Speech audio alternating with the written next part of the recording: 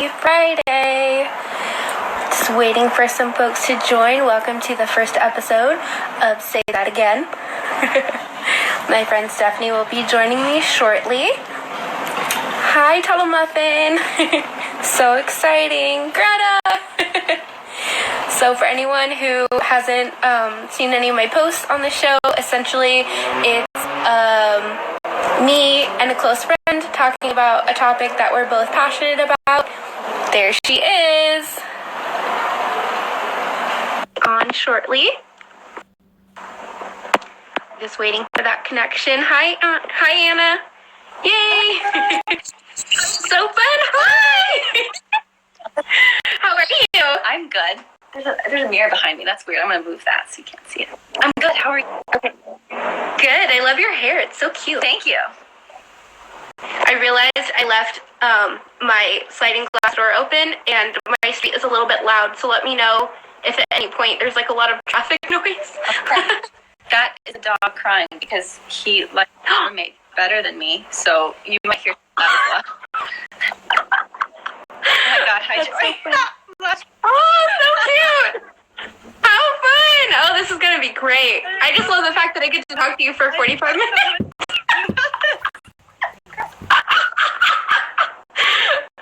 Everyone I've seen join is like a friend, so I feel like we're just having a big virtual party. No. Oh my gosh, that's so funny. Oh my gosh, I know. Wow. I know. Wow, this is kind of crazy. Okay, anyway. How are you? So I'm good. I took today off of work actually for a mental health day, so very appropriate. I hadn't taken time off since my trip to Italy in January, and I was just like marathon running. I was like, I need 8 hours to just not do work.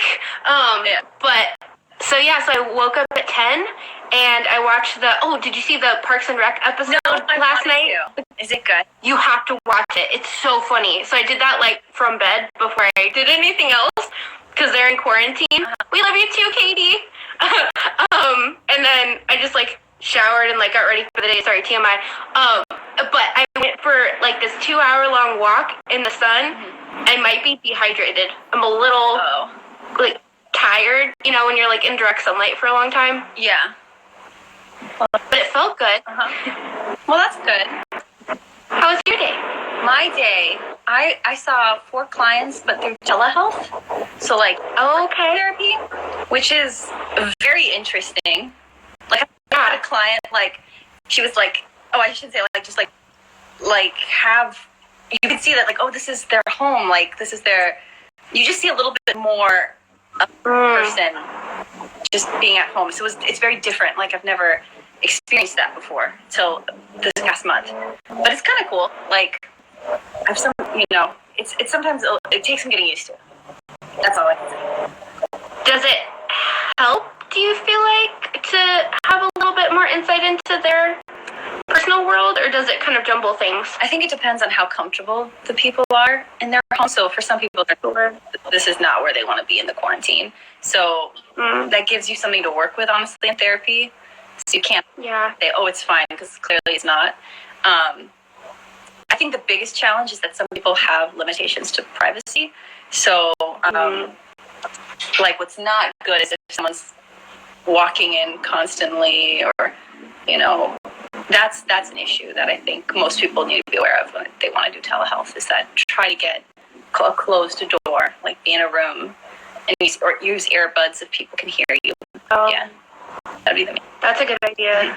Has that been happening a lot to your clients? Like the folks walk in or like feel like they have to whisper or something? More than I thought it would. More than I thought it would actually happen. But it's happened a few times. But it's not always necessarily like someone's fault, because a lot of people are living with more people than they usually do. They went to their parents' house. Right. So, but they still need to talk to their therapist. It's not like they can wait how long this is going to be. So, yeah. Yeah. How often do you typically see your patients? Like, is it like once a week? Yeah, once every other week? Once a week. Yeah. And it's usually long term. I'll usually see people for like a year or 2 years every week. Wow. Is that common? I think so. When I was in therapy, I saw her for a solid year, every Thursday. And so that was my experience. And so when it started happening to me the other way around, I think I thought that was normal. But I definitely know some people just say I see my therapist whenever I need a tune-up or something, which is fine too, whatever works for you. Totally. That's so interesting. Okay, so I know we have a few people on now. So I wanted to kick off with a little bit of just kind of a fun get to know you. Obviously, some of these people already know you. Some of them don't. So for everyone who has never met my very dear friend Stephanie, she currently lives in Virginia, and she's getting her PhD because she's a smarty pants at William and Mary. Correct me if this is wrong. It's counseling education. Yeah. Is that your degree? Right. Yeah. I've gotten it wrong a lot. I went back and I thought about it. So Stephanie and I met when we were in high school. Were you 2 grades older than me? I was 16, and I think you were 14. Okay. I always forget that you're older than me because I feel like we're the same. So much lower, so it's... No. We met at a summer camp in high school, and then technically went to the same college, but not at the same time. So we were kind of reminiscing about this last week, but just in our own private chat. But essentially, when I got accepted into San Jose State, Stephanie was a sophomore getting ready to transfer to NYU. What? And she was my little lifeline during orientation and just kind of, being someone to say, hey, let me know if you want a tour of the campus, someone you want to talk to, just in general being a supportive person. And I don't know if I've ever told you this, but I feel like that's what made me feel safe with you, like right off the get-go. So even though, we really only hung out for, 4 days at that one summer camp, and then we didn't really see each other or spend any time together for the next 4 years. Yeah. But just your hospitality and your natural willingness to, and it was never in a burden sense. Like, it was never, because that's one of my biggest, I never want to be a burden to someone. But it was so, naturally effervescent, in your personality that you were like, if you need anything, just let me know. And, you were, so happy to, be there. And it made me feel so, wow, okay, she's really sweet and someone I could maybe turn to even though I don't know her very well. And then you invited me to come visit you at NYU, which I was like... I probably would. That just meant the world to me. Yeah. I do remember that. So anyway, we've been friends, close friends ever since. Yeah, and then it's so funny. It was when I had moved back after college to San Jose for a little bit. We both know what it's like to commute to San Francisco on the Caltrain. And then I was like, okay, I'm leaving. I'm going to move to Boston, but let's get dinner before we go. And this is when I was 22, and I was like, oh my gosh, we're actually good friends and have a lot in common. But then I left. So, and then, yeah, you're the reason I live alone. No, I'm just kidding. We could have been roommates if I stayed. Oh, 100. And then we were like, okay, well, now I'm leaving. But anyway, that was our story. Yeah. I think it's why I like coming to visit you, because it feels like coming home. I know that's super cheesy, but... And everyone knows that, when I go to California, they're like, what are you going to do besides see Melissa and your family? I'm like, I don't know. That's pretty much... And Kissy, obviously. Love you guys. Kissy and Heather, they're on your side to make sure. But people always say that, so... I think that's the other reason I've always felt really close to you, too, is, you're one of the few people who really prioritize reaching out and staying connected. So I have friends who have lived in the same city as me, our whole lives, and then, we don't necessarily stay in touch or whatever. But, I remember I hadn't been able to come visit you, I don't think. You invited me to NYU, but I was taking care of my mom at the time and, college, and so you were only there for 2 years. Mm-hmm. So I didn't make it out while you were there. But during that time, literally any time you came to town, I remember one time getting a text from you, I'm only here for 48 hours. Are you free? I don't know. that. I flew to California for like 48 hours. Yeah, and like that just like, I think I almost cried when I got that text because that, I was like, seriously? Like you only have 48 hours and you're like making time. And to me that spoke volumes more than, you know, someone saying like, hey, let's get together. And then you never do and you like never hear from them again for years. Right. And the fact that those little interactions, even if I only saw you for a half an hour over coffee, like once a year, which is kind of what it was. Yeah, the day after Christmas. It was always like December 26th. Yeah, we joke that that's our therapy session. 3 years before 5 years on this day, it's just like you and me, like with a coffee, slightly like aging. You can see us aging by Starbucks every December 26th.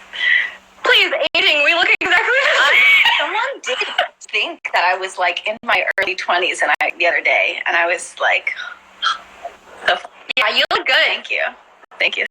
Korean sun. I think we look better because we look the same, but like without some of the skin problems that we have. Yeah, and I feel like I know a little bit more about. I'm not saying I know how to do makeup, but like if we're talking San Jose State, like I know to put eyeliner on the top as well as the bottom, like not just the bottom. Like, and yeah, I know how to use a curling iron now.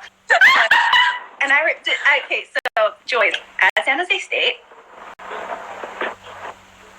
there would always be, I hope no one who's listening who was on the other side, but you would walk by at like the beginning of the fall semester and all these sorority girls would like pass out like flyers, like come join our sorority. And I would always had this bag and it was like a calculus book and a French book and like 3 water bottles because I didn't know how to like water fountain works. Oh my God, that's so you. And then they always like join our sorority, and they'd look at me and they turn to the next person and be like, shut up. And I was like, okay. So fast forward 10 years, and I'm at William and Mary now, and every once in a while I'll be walking on campus, and there'll be someone who's like an undergrad, and they'll like mistake me for another someone who's an undergrad, and they'll ask me if I'm like going to some like event or something, and I just look at them like, oh my God, maybe.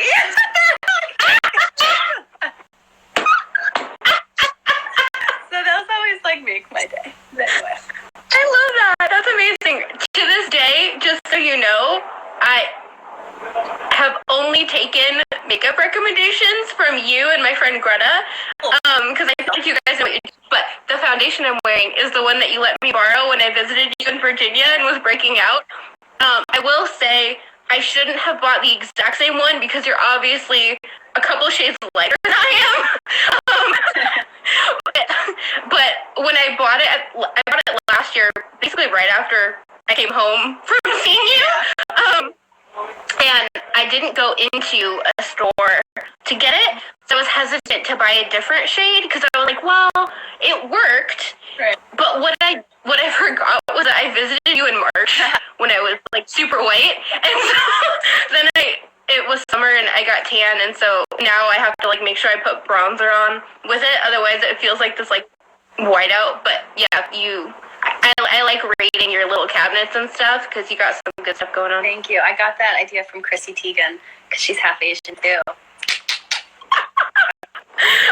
I love you. Okay, now that we have a few people on, and they have a little bit more background on who you are, I want to do like a fun little icebreaker question. So before we dive deeper into mental health, and you can, go as deep as you want. Like, you don't have to share a ton, but feel free to share whatever you want. What is something that has brought you joy this week? What's brought me joy this week? Honestly, I think going on walks there's a lake nearby, and I go around and walks, and sometimes I'll go by myself, sometimes I'll go with a friend. And if I'm with a friend, then we just talk, and it's just something about walking and talking has brought me joy. And it's kind of like a social distance, like we're not like right next to each other, and it's like usually like my roommate who I live with, so we'll just go for a walk. And then but a lot of times I'll go by myself and I'll just turn on music, and I've been listening to like this Ben Platt song on repeat and this Odd Song on repeat. What's it called? Ben Platt that song is like, it's sad, but it's like Grow As We Go, and he's the guy from Pitch Perfect, and you're like kind of ignoring in the movie for favor of the other guy, but then you're listening to the song, I'm like, oh my gosh, Ben Platt, it was really about you the whole time. So anyway, that's Is Ben Platt the nerd musician guy? Yeah. He's like he has a good voice. Yeah. Anyway, what's that? I like it. Are there any like studies that have been done about, because I've heard other people mention, even in like a dating aspect, like if you're someone who gets really nervous on a first date, that like there's something about walking and talking that can like ease the nerve or like make people feel more comfortable. I definitely think so. Yeah, it's way easier to just, I think, be calmer with your own thoughts as you're walking. There's something meditative about that. It helps you be present rather than being in your head whenever you're walking. Something about that right and left step, having stimulation from the environment, I think helps a lot with nerves, all of that. That makes sense. I've never thought of that. All right. Was there anything in particular that you wanted to make sure we talked about? I know we have had really in-depth conversations for years about not just like taking care of yourself mentally, but also like how to be there for others, like making sure that, you know, we are loving, but know where to set boundaries for ourselves. And like, it can be hard, I think, sometimes. I don't know if this is like, I'm sure it's not just like a female thing or whatever, but like we tend to be more of like the caretaker. So sometimes it's easier to kind of go into that motion, sometimes to the detriment of like taking care of myself and making sure that like my cup is full enough to pour out to others. Yeah, I would say we want, as you know, I think we've been seeing a lot of notifications on social media and people around us saying constantly check in with others, constantly check in, make sure others are okay. And I do think that is important because honestly, the texts and the phone calls have been getting me and many other people through the quarantine. But I would also say it's also okay to put your phone down and say, no, I'm actually not going to take that Zoom call today, even though it's true. They're like, well, what could you possibly be doing? It's like sitting and reading, and it's okay to, I think, say no to the Zoom call. And I also think some people are using this time as a proxy to see who really is there for them. They're like, well, during the quarantine, who really checks on you is the people who really care. And there might be some truth to that, but also I think the quarantine, a lot of people are just not themselves, right? And some people not normally reach out to others the way they normally would because they're depressed or they're just honestly trying to like have to take care of their kids who are all home from school. So it's today, like right now, would probably not be the best idea to be like, who are my real friends? I wouldn't use. Yeah. That's probably the main thing I would think about. Yeah, absolutely. Other than walks, what are some of the ways that you've been getting through it? Because you are carrying like a full course load at school, getting your PhD, and then also like working, seeing clients through telehealth. Like, you know, what are some of the day-to-day practical things that you've been doing that you feel like have been helping? I'm trying my best to make sure I sleep enough. That's not always working, but there's one I do try to get that 7 to 8 hours rather than saying, I don't care, I'm gonna set my alarm extra early and get work done and only sleep 5 hours. I'm trying not to do that because I think being at home this much is not my ideal. So I think for me, just making sure I get enough sleep. And I usually pray and meditate every night. That helps me to fall asleep and to clean out everything. So yeah. Yeah, totally. I think I've been trying to start my days with a lot of like thank you prayers to the Lord. So not just like, you know, I think sometimes it's easy to run through what we feel like is a checklist of all the things we like need God to do. But if it was a real relationship with a person, like that's not how you start an interaction with them. So I definitely have found myself really rooting myself in gratitude and finding a big kind of, foundation in that, and being able to just like, thank you, Lord, that, you know, if it's like really sunny outside, or just that I have a place to sleep, that I don't have like toxic roommates, and which is hard for me because I am not necessarily an extrovert, because being around a lot of people tends to be draining for me, but I love people. Right. And there's people that are really life-giving for me, and I didn't really want to live alone. I just kind of ended up living alone because everyone I knew got married within the 3 years that I was looking to move out, and then all of my single friends moved to the East Coast at the same time. I remember going to kiss you about it. Like, are we ones left? Like, I think I did like 12 weddings in 2.5 years. Say no, man. Say no. I know. But yeah, so that was really hard when the quarantine first started. And I guess we shouldn't even call it quarantine, shelter in place. When that first started, isolation kind of triggers my depression.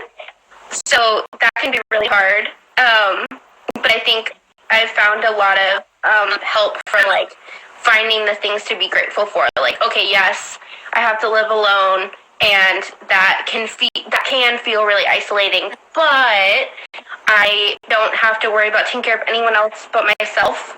So I can choose to see that as a positive, which is kind of hard for me because I honestly, through this experience, I found out I would much rather take care of someone else than myself, which is a weird sensation when you don't have that option.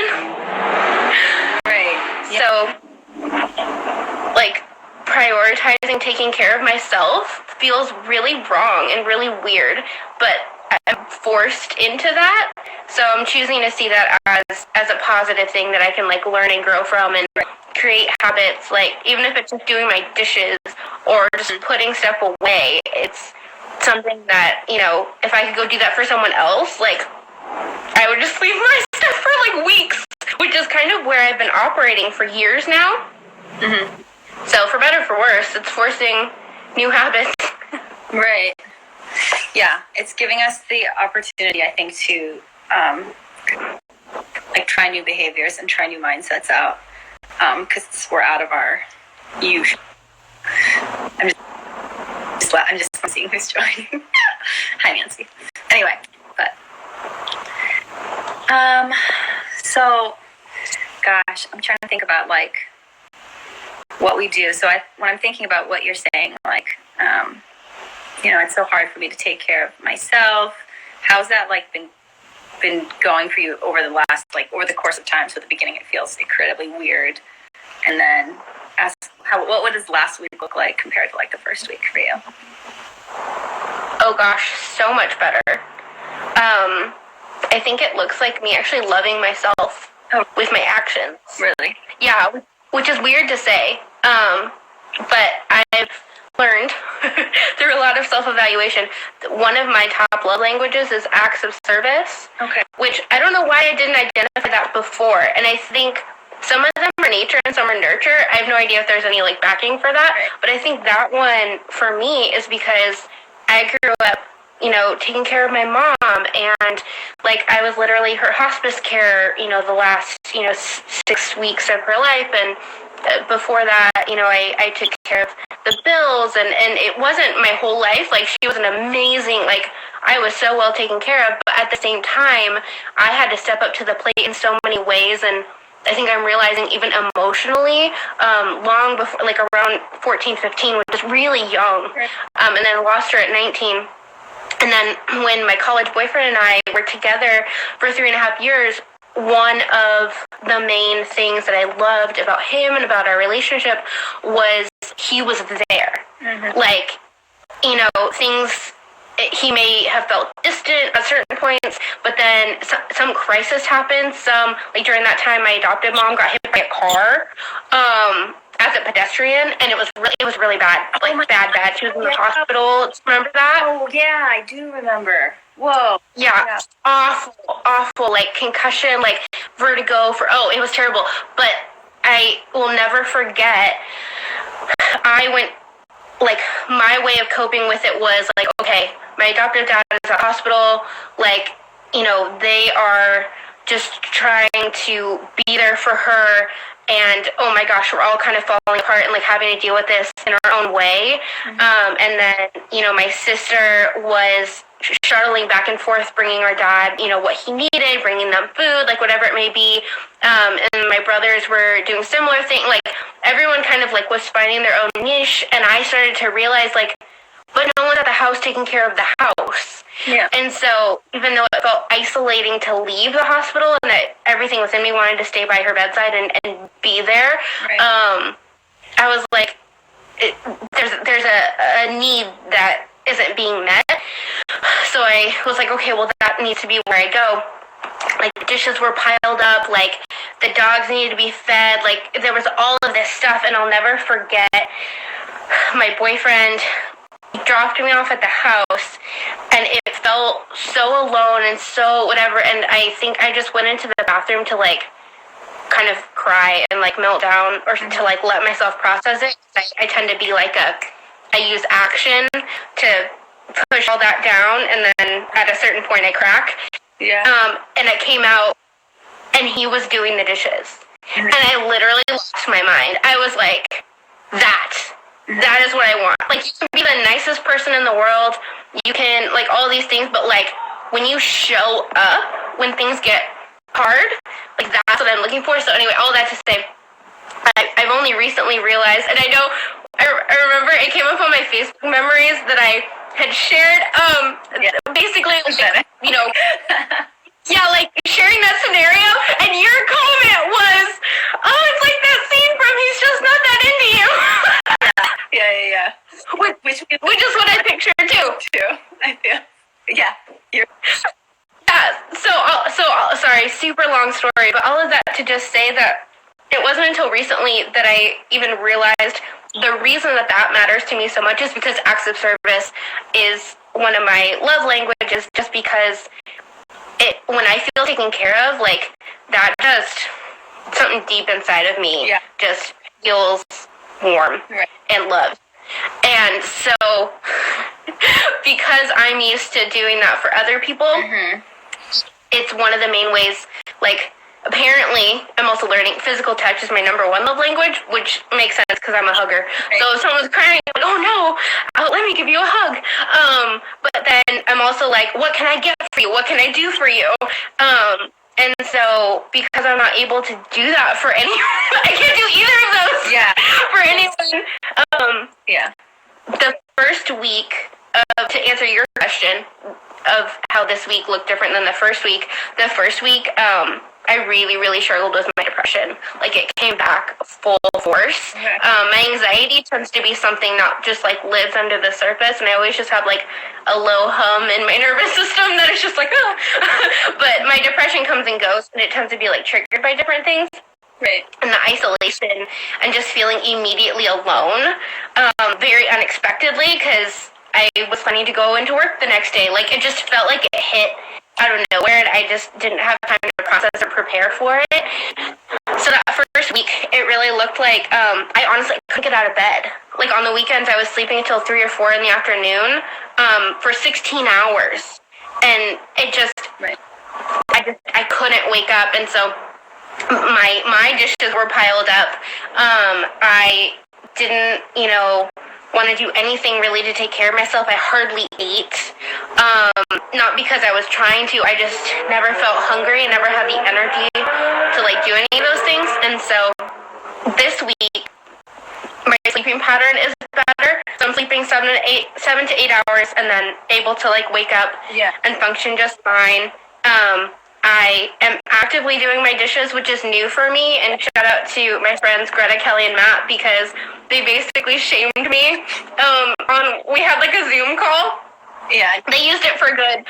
I was opening up about how I was having a hard time taking care of myself, and I was showing them, like, it was atrocious. Like, it was really, it was something you only show to close friends. And they were like, okay, the next time we see you, these need to be done. And something about that accountability, like, literally as we were on the Zoom call, they were giving me such a hard time about it that I started doing my dishes on the Zoom call because I was like, all right, like, I get it. And something about, like, Yeah, like they were just there for me in that. And yeah, so this week, I did my dishes. I've been cooking more. Like I'm able to show up for myself with my actions in ways, and I think learning that that's important that I do that. Whereas I think before it was like, I'll be fine. Whereas like now it's like, no, like it's okay to love yourself, like literally with your actions, like not just take care of yourself, but like. It's a new concept for a lot of people. It's a lot to digest for some people, I think. Yeah. I think some people confuse like self-love with like selfishness, even though it's not the same thing. So, and how did you feel? How was this week? I did your dishes. Do you feel doing my dishes today? Do you feel better? I felt a lot better. Dishes, though? Yeah. Well, at first I still begrudge it, but it was like I was starving and I knew I wanted to go on a long walk, so I bought mini quiches at the store. That sounds amazing. So I put them in the oven and they needed a while to bake, and I just didn't really want to sit on the couch anymore, and so I was like, I could do my dishes, but honestly, it'll probably take longer than the 15 minutes these quiches need to bake. Like, I'm gonna be here all morning, and I think that's part of the problem too. I like work these things out where it's like, oh my gosh, my dishes are gonna take me 2 hours, and then they were done in like 15 minutes. I know. And I was like, oh. No, there's this thing I read that I was like, I just did the thing for 13 minutes that I procrastinated for 4 months about, and it's basically my life, like basically. So yeah. How does this week look different for you than the first week? I've adjusted to it a little more. So the first week, I just remember feeling like, oh my gosh, it's so boring to be home this much. Like I'm used to, so I sit like at school, I sit kind of on the third floor in this sort of central area. So it's very normal for me to see everyone who walks by and I can say hi to everyone. Even on a day with no plans, like filled with lots of people. So I think the first week I was sort of shocked with like how bored I felt. Whereas it's hard to tell because there's some other like extraneous variables. Like the semester has gone further now, so I have a lot more work to do. So this week has been, I think, more stressful. And it's weird because I'm adjusting to being at home this much, but at the same time, there's still the accumulation. I have been home for like over a month. Many people in over a month. I'm just looking at my phone. So I think even though I feel a little bit more adjusted to it now, I have to be more intentional to do things to like relieve some of it. It's almost like a pressure cooker to be like constantly being at home. You have to relieve it in some way. So like for me, I think meditating is a big one. And then going out for walks and runs. I have to like, I even feel like the need to do it less because I'm getting more and more used to it, but I have to do it actually more because of the accumulation, if that makes any sense at all. So like the first week I was like, I have to go out for a walk. Whereas today I'm like, it's okay. I haven't left my room, but it's not okay. So that's basically it. I think that's the main difference. That makes sense. Words. Yeah.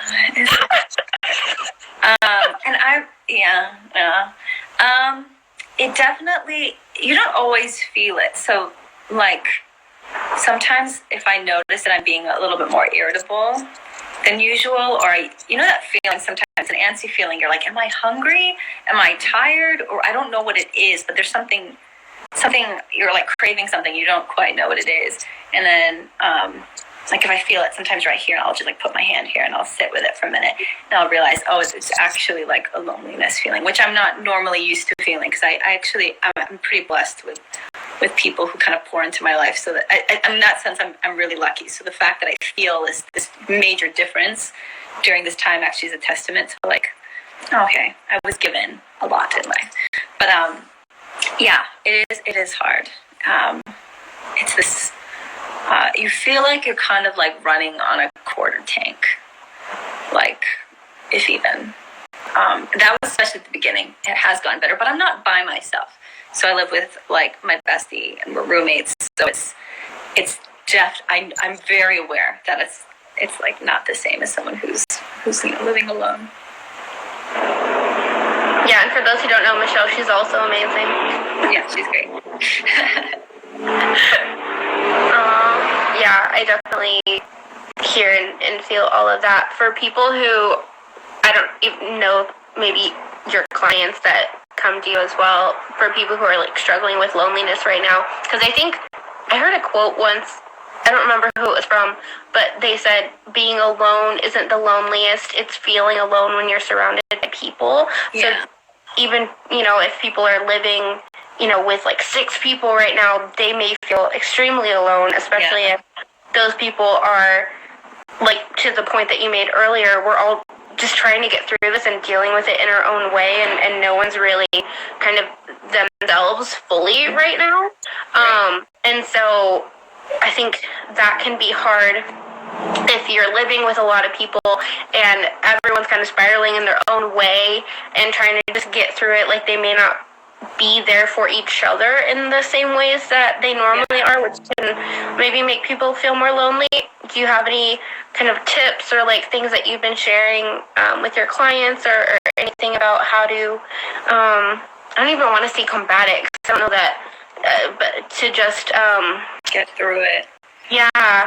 I mean, I think it depends a lot on the environment. So if it's like a toxic environment, if it's dangerous, that's a whole different story, and it probably goes beyond, like, the advice would not be from like an Instagram video. So that no, absolutely not. That would be probably a different story when it's really a toxic environment. When it's really like, oh, I'm a college student and I'm used to dorming and I just moved home and all my siblings moved home, and now for the first time in like 7 years, my whole family is living together. It's not like a dangerous or bad environment, but it's just really difficult. Like, I'm sharing my room with a sibling again. I haven't had to do that in a long time. I think if it's possible to definitely try to ask and communicate what you need from your family members, because they don't always know, especially if you've lived outside of the house. So if for some reason you're saying like, hey, I need to go take a walk by myself, and normally I would love to go and walk with other people, and it's not personal at all, it's okay to do something like that. But that's a type of communication I think a lot of people aren't used to.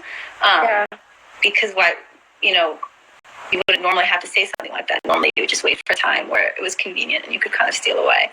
But I think trying out new ways to communicate with people, and also being okay that maybe they don't love your response. And if someone reacts badly to your response, it doesn't mean that you said anything wrong necessarily. And also sometimes you just give them grace, because we're all, I think, a little bit more on edge than normal. So that would be probably that's not even a therapist take, that's like a Stephanie thought. Yeah, absolutely. I totally agree with all of that. And I think having grace for yourself is really important right now too, because I think there's a lot of people out there with good intentions, but so focused on, what I'm going to come out of, shelter in place with, like a new skill or a better body or whatever, like, which, if goals motivate you, awesome. Like, that's great. Pursue that. But I think for a lot of people, they're just trying to like survive. And so the idea of having this pressure of like, I also have to learn a language or lose 10 pounds or just forget losing weight, just not gain 10 pounds, can feel like a lot. Yeah, no, I know. I definitely have heard about like people, having these amazing goals, and I'm sure there's got to be some people like pulling them off. I don't know them, but but also like, never mind. I was going to say, like, I don't always, like, when people post lots of things, I don't always, like, pay attention. I just kind of, like, move through it. I can't even imagine, like, using this time to, like, lose 10 pounds. I don't even know what that would look like. I don't know. I'm, like, trying to imagine. But anyway. Yeah. And I think it's easy sometimes to try and breathe and remember to have grace for other people. But yeah, just having grace for yourself and your own thoughts and what you choose to say I always forget the exact number, but in Proverbs it says life and death are found in the power of the tongue. And I always think of that, usually in terms of other people, that I want to speak life over them. But I think a lot of times I forget to speak life over myself. And that can be really key, where it's, what am I actually feeding myself in terms of my thoughts and what I'm choosing to focus on, even if it's something I don't fully believe about myself. But, for example, one of my good friends got me this mug. It says, "Hey there, pretty lady." And I don't always feel pretty. Actually, not very often, but I like breaking out this mug. I'm like, I am pretty. Oh, there you go. See, it's the little things. It's the little things that count. So, no, that's good. I think, some people, I think, definitely know how to speak encouragement to others more than themselves. And that there's what do you think that shift was for you, that you were able to start directing it inwards? It's a good question. Honestly, I think it was survival. It was probably just from my bouts of depression, or during one of those seasons of realizing no one else can save me from this other than Jesus, who comes in and his Holy Spirit is kind, and reading my word and praying make all the difference.